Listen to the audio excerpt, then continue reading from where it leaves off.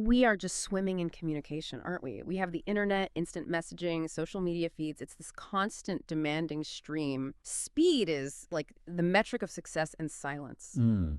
Honestly, it feels like failure. Mm. We worry about responding too slowly or just not knowing enough right now. But what if that speed is actually what's obstructing the connection? We've gone deep into some incredible high concept science fiction, really rich material that uses these radically altered alien cultures.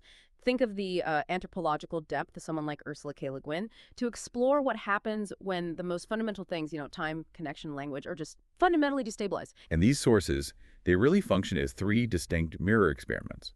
They hold them up to our own networked reality, they ask. If we remove the constraint of time, or the barrier of self, or the solidity of language, what would actually happen? Our mission today is to pull out three essential aha moments about the fundamental cost of communication and, maybe more importantly, the necessity of silence. We're going to meet three civilizations.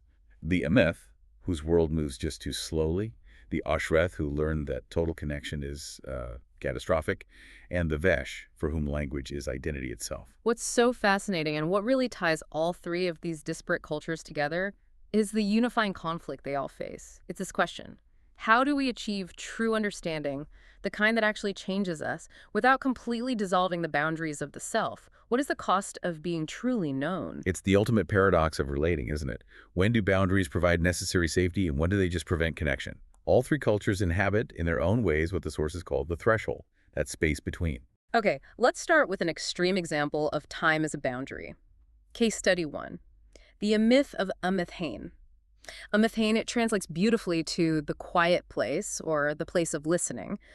But the first human colonial reports, they were dripping with what the sources call the unconscious cruelty of those who measure time only by their own deaths. They just called them the slow people. And that name, that moniker, it highlights the fundamental problem. It's this mind-bending gap in their experience of time. Their world's orbit means one single myth year lasts 31 of our years, 31 Terran years. To put that into perspective for you, a typical human lifespan, say 80 years, is experienced by a myth as about 18 months. Wait, 18 months, so a massive, world-altering human conversation, a life-changing decision. To an Amith, that's just a bright flicker like the flash of a fish scale catching light. It's gone before they could even decide what inflection to use in a response. Exactly.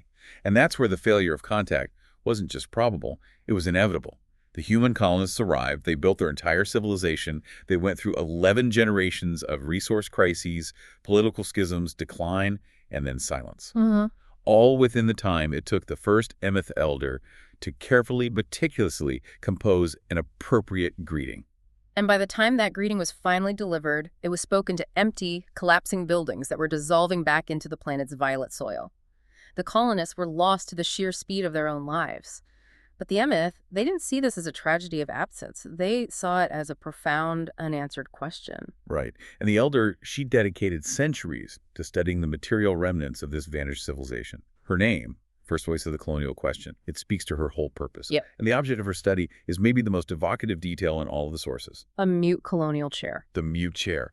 Why was a simple object like that so central to her centuries of study? The Amith perceived sound far below our threshold. To them, all natural Amith matter, stone, wood, soil, all things. They experience this constant, low-frequency song of matter that binds everything together. But the human chair, made of this highly processed, non-organic cellulose, was just utterly mute. The sources describe it as an island of silence in a sea of song. That's a devastating implication. Can you imagine building your entire civilization out of dead, silent things on a planet where the very rocks are constantly singing? Precisely. First Voice concluded that the colonists were made by creatures who literally could not hear the world they lived in. Their whole civilization, their short, frantic lives, they suffered from what she called an illness of time, a poverty of patience. They manufactured density just to fill the silence. So centuries later, this Ekumen mobile ambassador, Tai Ofor Entesh, arrives. And Tai tries to bridge this gap, spending 40 years just preparing for one single conversation with First Voice. 40 years. He spent them learning the myth pace of thought. And the one single official conversation that followed. It lasted 11 years and consisted of only 37 words. Tai's core human insight, delivered over 3 years of pauses and counterpauses, was this profound summary of our compulsion. We make time solid. We make it into things we can hold, so it does not pass through us and leave us empty. That is the core of the human project, isn't it? Buildings, books, children making time into objects we can possess to fend off the silence and, mortality.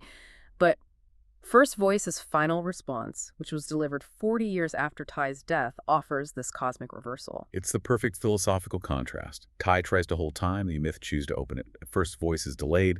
Final answer was, we make time open. We let it pass through us and fill us with its passing. We become empty so that emptiness can sing.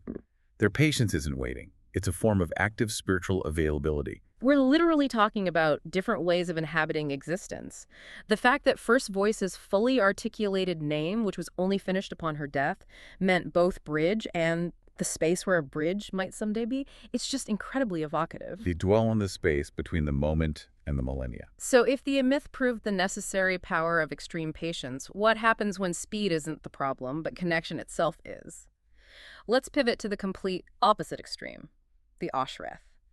This world was once the loudest place in the known universe because of a technology called the weave. The weave was this magnificent idea on paper, Yeah. a neural lattice that connected every living mind on the planet.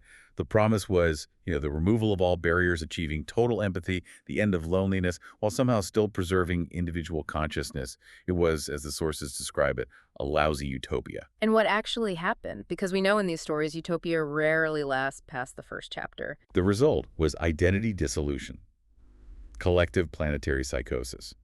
Imagine your mind suddenly hosting not just your own anxious thoughts, but the fears, memories, and just the mundane observations of billions of other people, all at once. The self just drowned in the collective noise. People couldn't distinguish whose thoughts belonged to them. The boundary just evaporated. That sounds absolutely terrifying, like being trapped in an eternal planetary-scale public transit announcement. It was a psychological mass casualty event.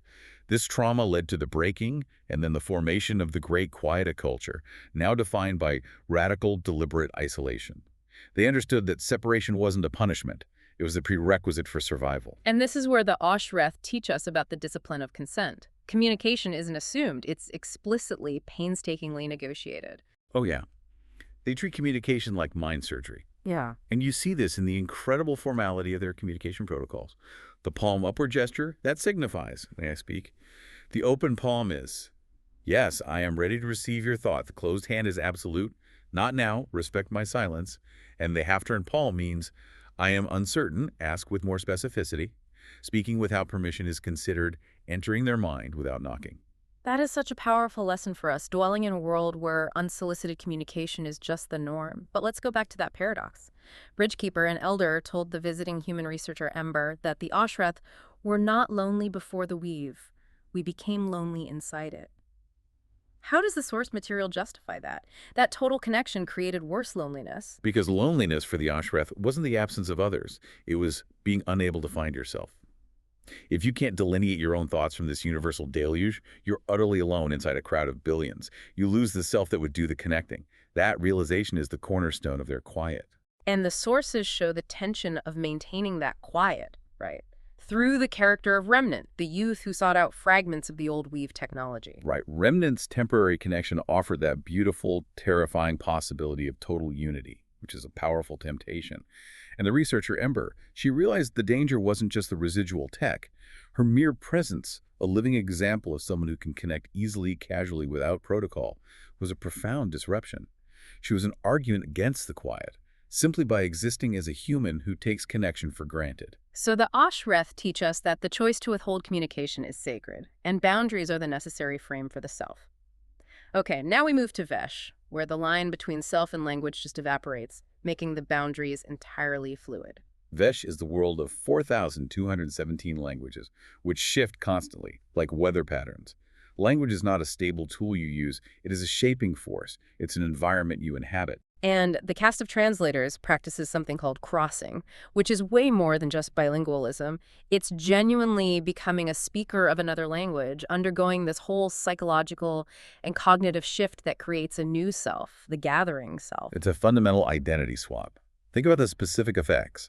Crossing into the river mouth tongue makes one intensely patient. It has 12 different words just for waiting, and the new self finds waiting comfortable. But then crossing into the rain on stone language, which has 17 words for moisture and no past tense, transforms that person into mist becoming river. a self that feels the stable, original self as foreign, dry, and restrictive. That implies that every time they speak, they are literally changing who they are. What happens when those selves conflict? That is the chronic danger. Dissolution. It's the refusal of the new self to leave, or the inability to hold all the selves coherently, which results in psychological fragmentation. But the senior translator, Patience of Mountains, reframes the threat. She uses this key water metaphor. Dissolution is not death. Water dissolves into mist, but it is still water. The self isn't destroyed, it just changes phase. That shifts the perspective from trauma to transformation. The most extreme example of this is the ancient translator who attempted the impossible. She crossed into every single language on Vesh. She sought total permeability. And the result was not total articulation, but permanent silence. She became mute because, and this is the key, any language she used excluded all the others. To speak any single language was to lie to herself about the wholeness she contained. She achieved total understanding of the linguistic world, but lost the ability to participate in it. She became permeability, the threshold itself. She didn't dissolve entirely. She became the silent space between all languages, where all definitions arise and to which they must eventually return. She became the perfect listener. So, having traveled through temporal pause, consented connection, and fluid identity, what's the unifying synthesis for us? What did these three radically different societies learn about that space between? The common ground is liminality. It's dwelling in the between. It's a region you inhabit, not a line you cross. The Amith dwell in the long pause of thought, finding fullness in emptiness. The Oshreth demand intentional space between selves through strict consent. And the Vesh find identity not in the language, but in the space between languages. In every single case, meaning requires space, not speed. And why should this matter for us? Constantly dwelling in our own networked world, our Ansible, our system of instantaneous connection is the internet. It's our weave, and the noise is our profound societal fear of silence. We need the Vesh and the Oshreth to remind us that attention and patience are the ultimate acts of respect, not efficiency. The Vesh teach us that every communication is a transformation, whether we realize it or not. The Oshreth teach us that the power to choose to withhold is as critical and sacred as the power to share. Researcher Ember Yensen Tai, after her years on Oshreth, she summarized this so beautifully. Every communication is a gift. Every gift can be refused. Every silence contains the possibility of speech, and every speech should contain the possibility of silence. That is a fundamental recalibration of expectation. We need to internalize that our identity is fluid and changing, like the Vesh, but our need for connection has to be balanced by our foundational need for an autonomous self, like the Oshreth. And this knowledge, the sources tell us, it spreads not through, formalized doctrine or argument, but through contagion and presence, what the Vesh call the spreading. Once you realize the self is permeable and silence is necessary, that realization becomes infectious, like a flame passed from one candle to another. So the ancient translator was silenced by total understanding, yet her final silence wasn't empty, it was full. It was full because she had embraced the threshold. So if we accept the lesson that the whole truth cannot be said, that language, being a set of agreements, always excludes something, what does it mean for us to stop trying to solve the problem of existence through endless talking and instant response? What new unwritten language emerges when we choose to sit in the silence, available to whatever is, ready to receive without demanding a response? That, the sources suggest, is what it means to truly inhabit the threshold of the present moment.